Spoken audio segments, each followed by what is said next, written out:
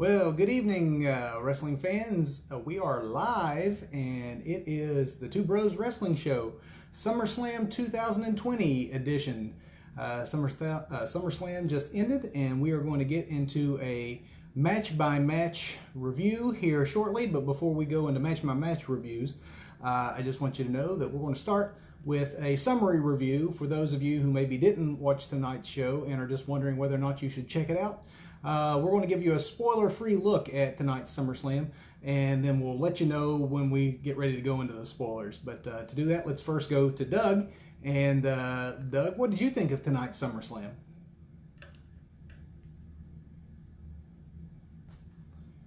That's dynamite, Doug, to you, brother. And I didn't like it. I didn't like anything about it. In fact, I've found WWE programming lately to be unwatchable.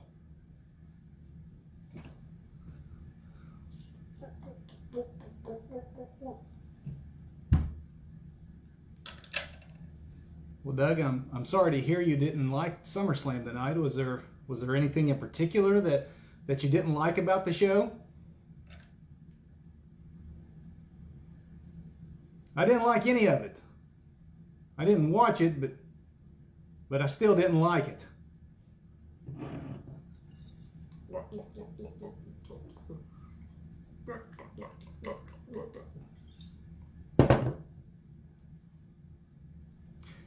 All right, so I've got to be honest with everyone.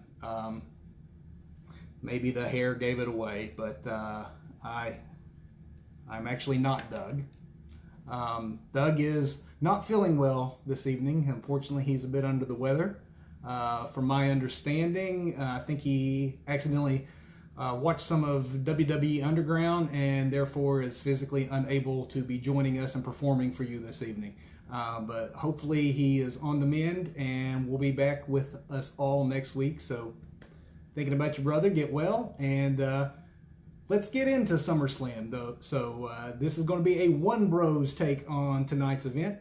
And overall, I gotta say, if you're just looking to see whether or not you should check out the show, I know we talked here in our preview last week that, you know, on paper it was looking pretty good, and it actually played out that way. Some of the positives that I can mention about the broadcast. Honestly, the Thunderdome concept, if you've not seen it, looks fantastic.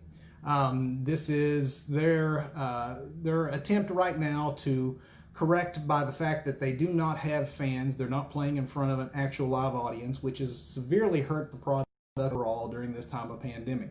Everyone's tried different approaches to how to handle this, and Thunderdome is WWE's latest approach. I think they realized, especially last month, they're coming off what I called the worst WWE pay-per-view I'd seen in years. Even good work in the ring has seemed lifeless here lately just because of the lack of crowds. Well, we still can't have large crowds, but WWE has devised a set that allows fans to enter the arena, and it is now in an arena, not in the little small performance center. And they're entering the arena via a virtual, basically a bunch of Zooms. I mean, you got hundreds and hundreds of TV sets in this arena with the faces of the fans who are watching at home. Technically, it does look impressive, and in fact, at first you almost are distracted by how it looks.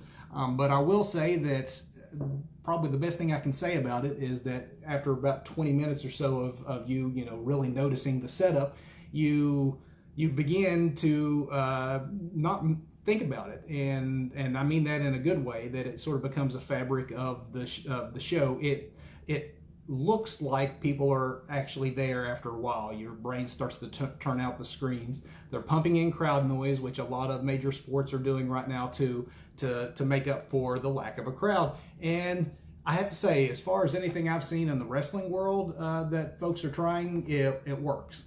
It's in fact the best effort I've seen yet at this sort of thing. So kudos to WWE. I know I was skeptical as to how this would in practice turn out and how it would look. I have to say it looks good. So the environment was definitely better. There was a lot more energy in the room than any recent WWE performance that I have seen. So that's on the positive side.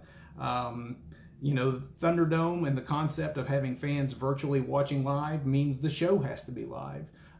Previously, many of the pay-per-views and the shows have been pre-taped, so it had the feel of a live event, which was great. No cinematic nonsense tonight.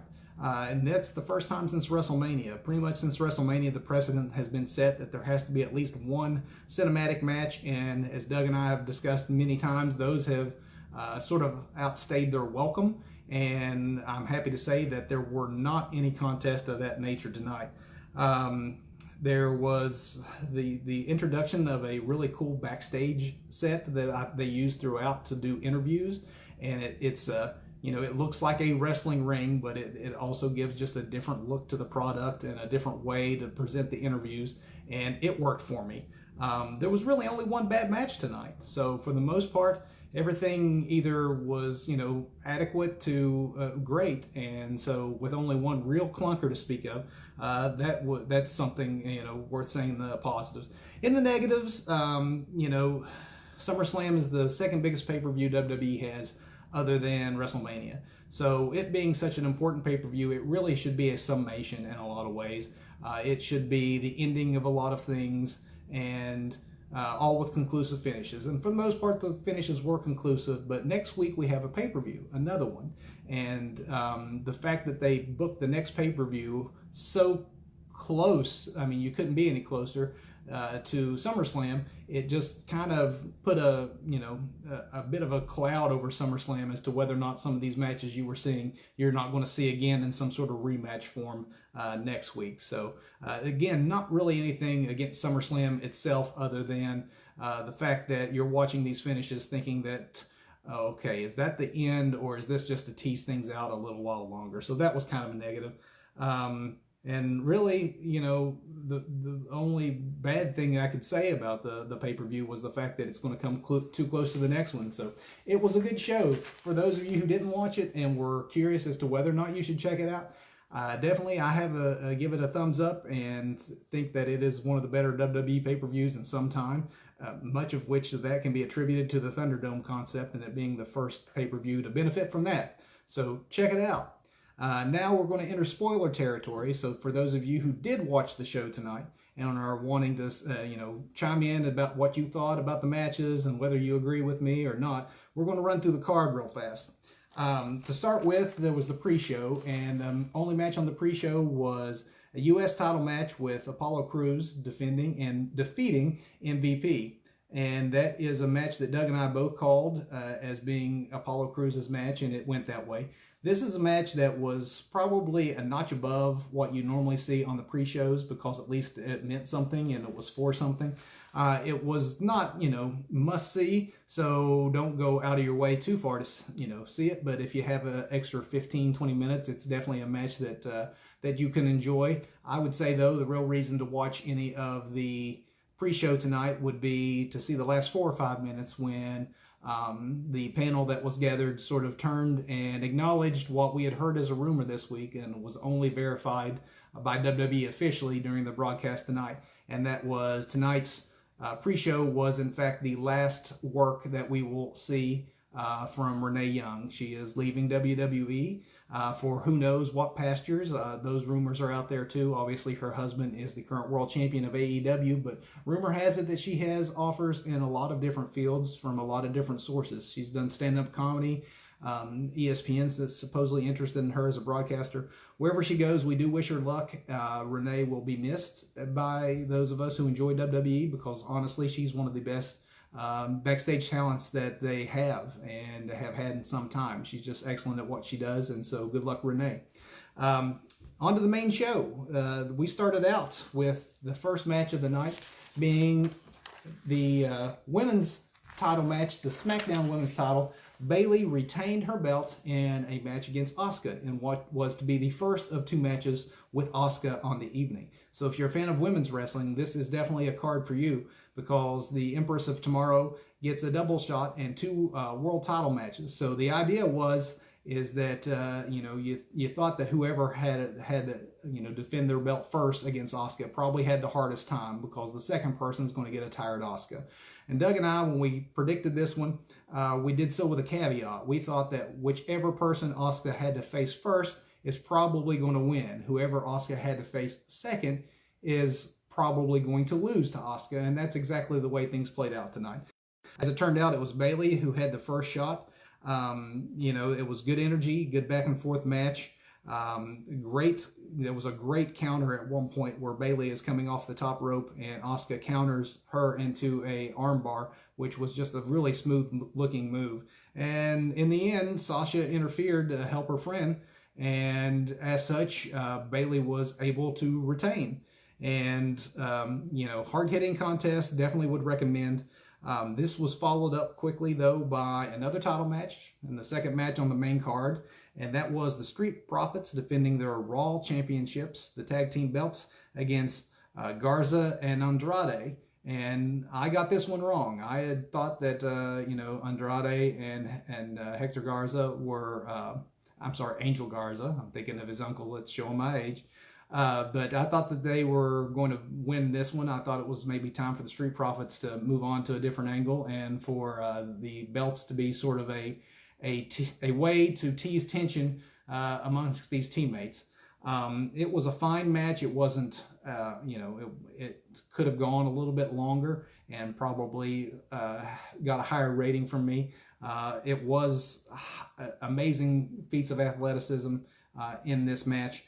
Which Doug, by the way, got right. I don't think I mentioned that. Doug actually picked the Street Profits, but Montel Ford especially was showing some athleticism. That man can fly higher than just about anyone in WWE right now. When he gets the spring off those top ropes, he delivered a great cross-body block that looked fantastic from the top. And then the finish of the match came with him doing I guess what I would have to call a reverse angle frog splash. A standard frog splash from the top rope, except when he got at the apex of his height, he completely switched directions, which I'm not sure I had seen before, but it looked extremely impressive, and it was good enough for the end.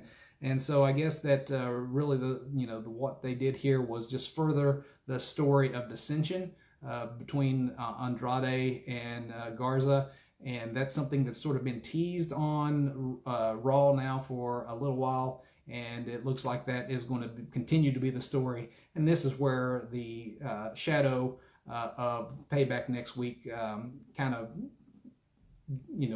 cast a pale a little bit on SummerSlam tonight, as you watch this finish, sort of teasing that there's more to come, and that more to come may very well be just next Sunday night.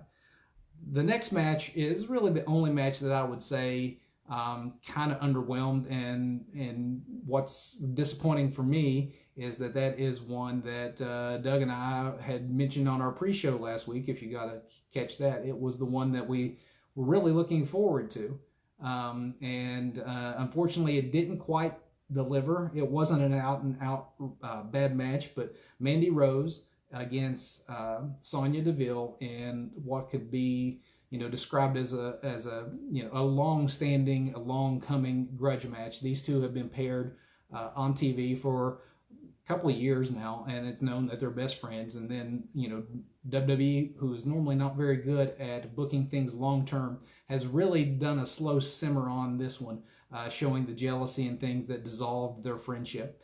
Originally, this was booked as a hair versus hair match, and as Doug and I talked last week, you don't see a lot of hair versus hair contests involving female performers.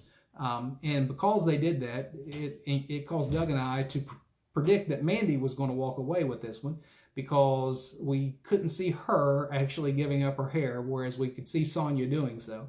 Well, at the 11th hour, they changed the booking on this one, and for some reason got rid of the hair versus hair stipulation. I don't know if one of the performers balked at the idea of going bald, didn't want to be the bald female performer on the roster maybe, but instead they went for a street fight where the loser ends up leaving WWE forever. And I'm not that big a fan of those kinds of stipulations, because either it really predicts what's going to happen, because from backstage rumors or leaking out in advance whose contract is ending, and it gives away the finish in some ways.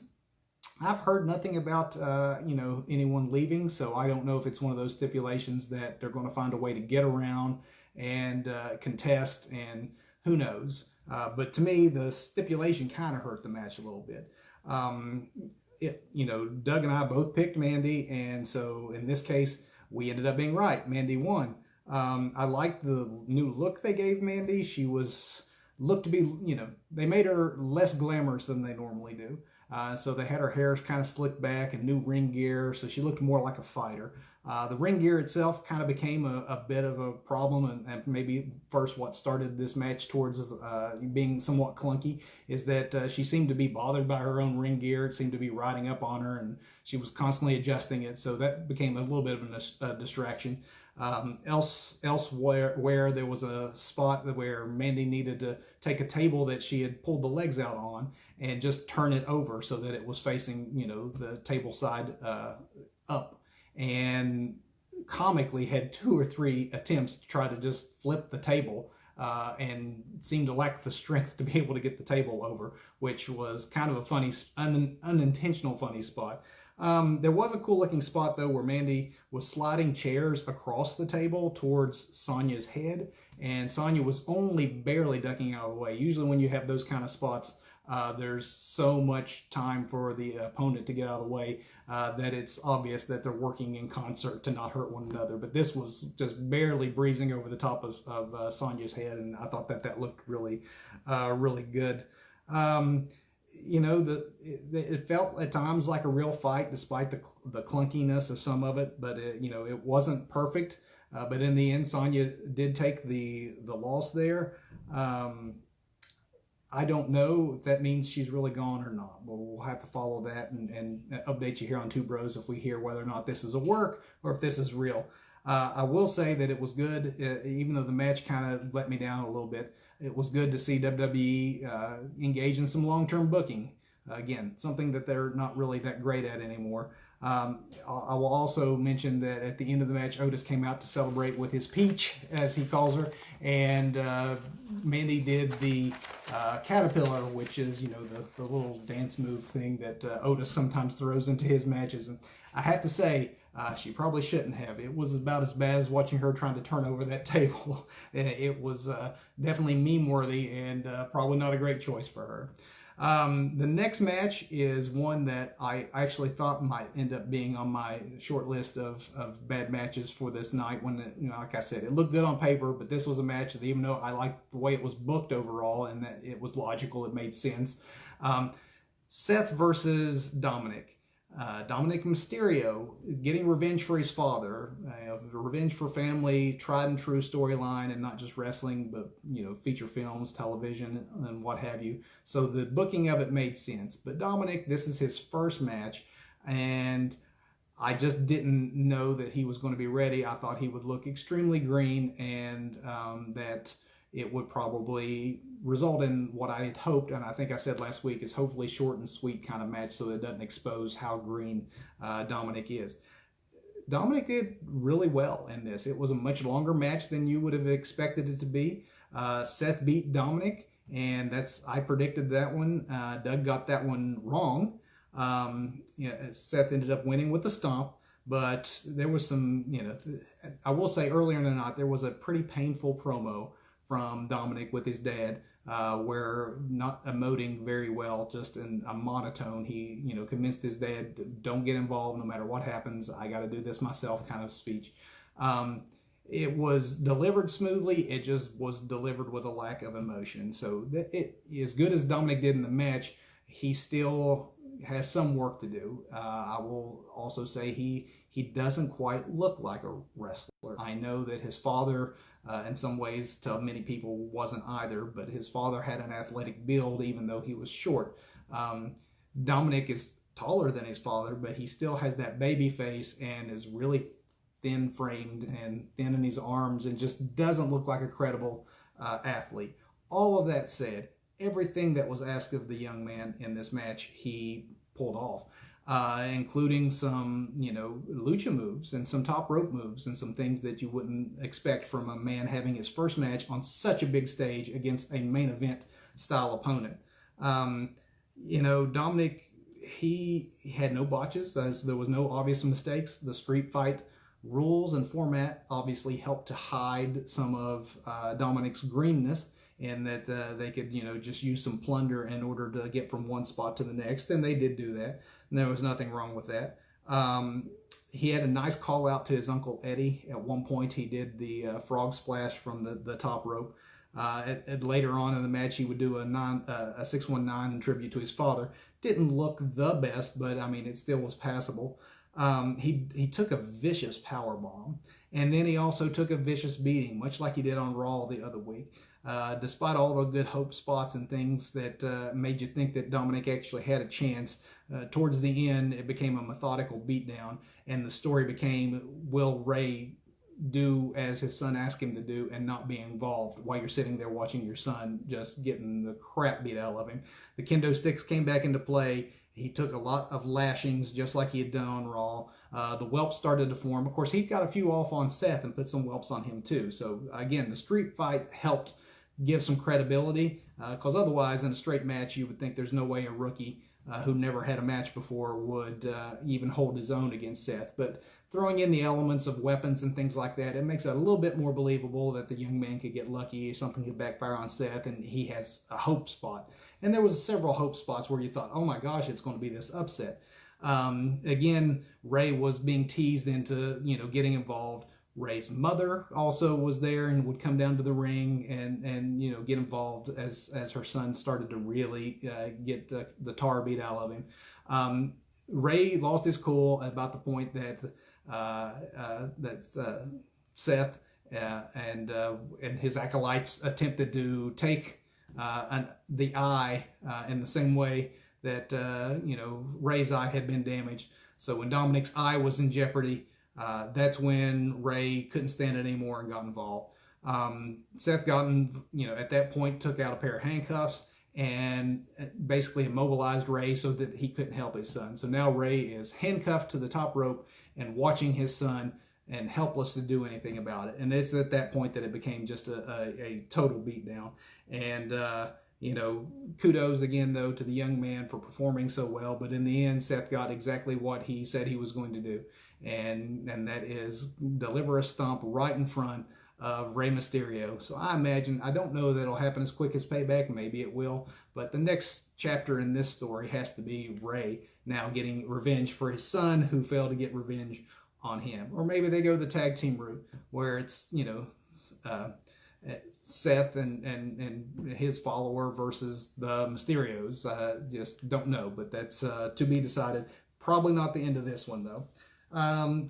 Then we go on to the Raw women's match with Sasha defending that belt against Asuka, who was wrestling her second match of the evening. Again, Doug and I both had said that we both had predicted whoever Asuka would take first would win. Whoever Asuka had to face second would probably lose. And that's exactly what happened. This match, I think, was actually a notch or two above the contest that Asuka had with Bayley. That was a great match. And this was an even better match. So if you're an Asuka fan, definitely you'll want to check out SummerSlam, because it was quite a big night for Asuka, who walks away with the Raw Championship. I think that this match also saw the spot of the night. There was a very, very painful looking spot where Asuka is on the ring apron and Sasha leaps over top of her and power bombs her to the floor. Usually this spot, if it happens at all, is the person who takes the power bomb holds onto the ropes just long enough to really break that momentum and make the fall not quite so bad. But Asuka went down on her neck and back extremely hard. Maybe not the smartest spot or the safest spot, but it looked anyways that no one was hurt. But definitely a spot of the night in my opinion. The story on this one was Asuka, who had her leg hurt in the first match with Bayley. Sasha was going to work over that leg of Asuka's, and she did, and it made a very believable, strategy, and it made a lot of sense psychology-wise, and that's part of what made this match, I think, even better than the first, because Asuka was fighting back with tremendous odds, and in the end, she prevailed. It was a nice night overall. by Asuka. The story at the end of this match was when the finish came, Bayley did not assist Sasha to the same extent that Sasha had helped Bayley earlier in the night. So this is furthering the tension with the women's tag team champions. They do have to defend those belts next week on Payback. I'm guessing that whoever they face are going to walk away with those belts, and it's going to be the breakup of the team of Sasha and Bayley, and then it becomes Sasha going after Bayley's title, because Bayley has held that belt a really, really long time, and they've done a really nice job of not hot-shotting this one, and that, Sasha and Bayley, you kept thinking that they were going to break up, jealousy is going to break that team up, and a long time ago, and they have been, they've shown some restraint in doing that too quickly. But it's about time, and this just furthers that storyline that they're getting ready to have the big implosion. The next match was one of the two main events, and I'm surprised that it didn't come on last.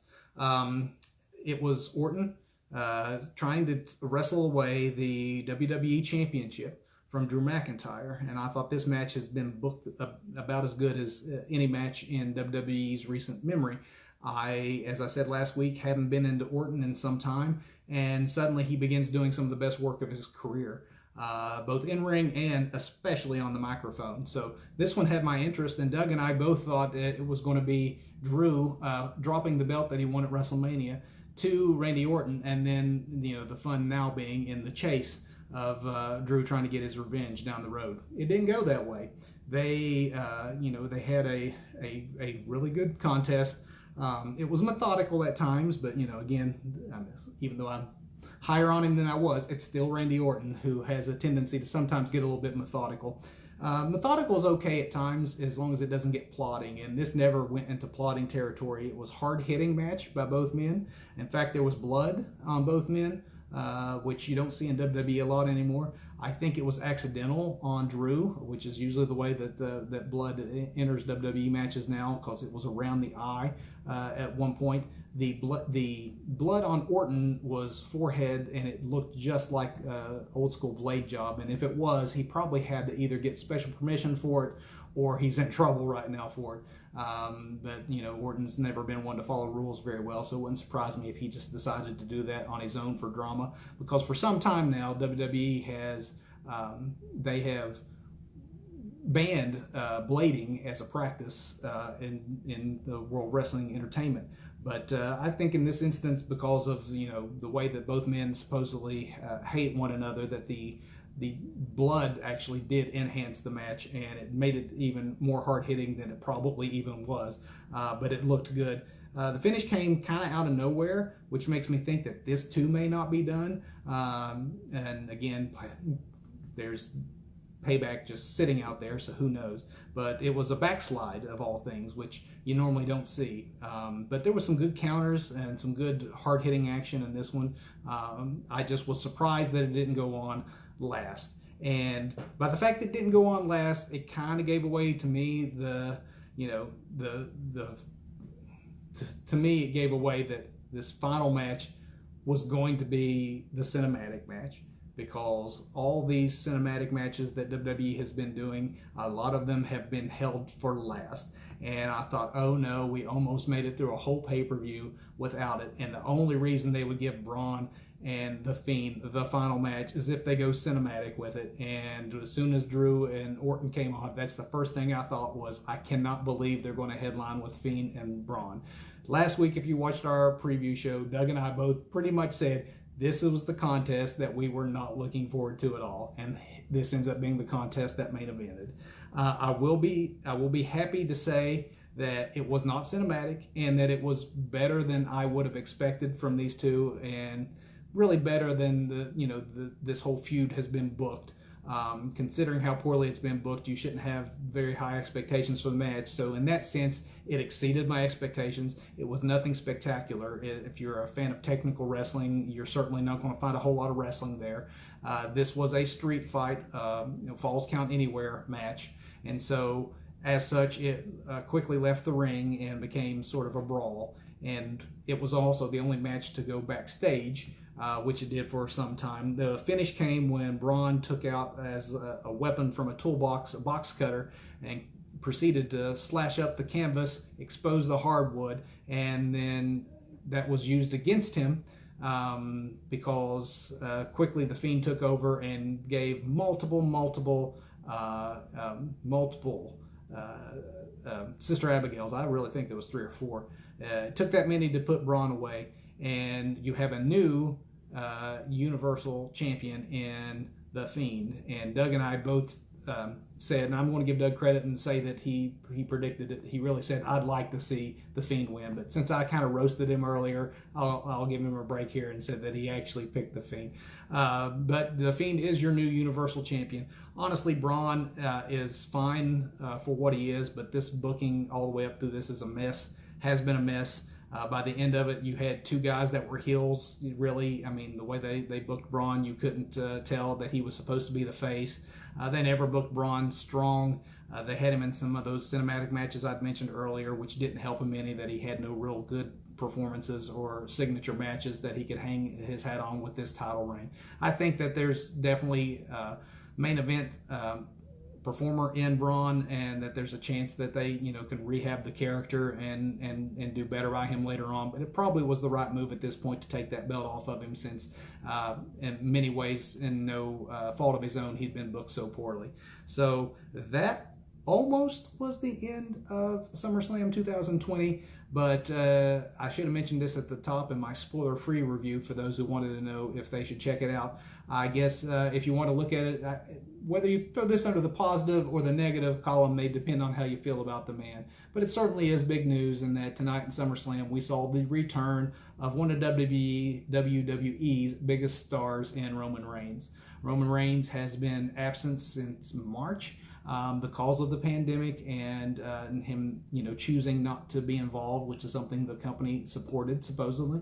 But he is one of the bigger names in WWE. He is a main eventer, and I know there's a lot of Roman Reigns hate out there, but his return does present some interesting combinations moving forward as to what they do with him now on the roster as it is, because tonight he showed up at the end of the Universal title win and speared your new champion in the Fiend, and then instantly went after Braun Strowman as well. So it was strange that in the main event you have 2 guys who were heels essentially. So in that way it does make sense, I suppose, that Roman Reigns would attack both heels, but he definitely was making a statement that he's back, and to me it means he's already being worked into the main event picture, and probably against the Fiend as maybe the Fiend's next challenger. So who knows? That could be the way they're going with this. I guess we'll start finding out tomorrow night at Raw. But that is your SummerSlam 2020 review. Overall, a show that looked good on paper and actually delivered in practice. So definitely check it out. And, I will say that Doug and I both went 6 for 2. We got there in different ways. We had a couple of matches we actually disagreed on, which we noted last week we don't do very often. But we both kind of got there in a different way, but we both had a good night at 6 and 2. So hopefully you did as well.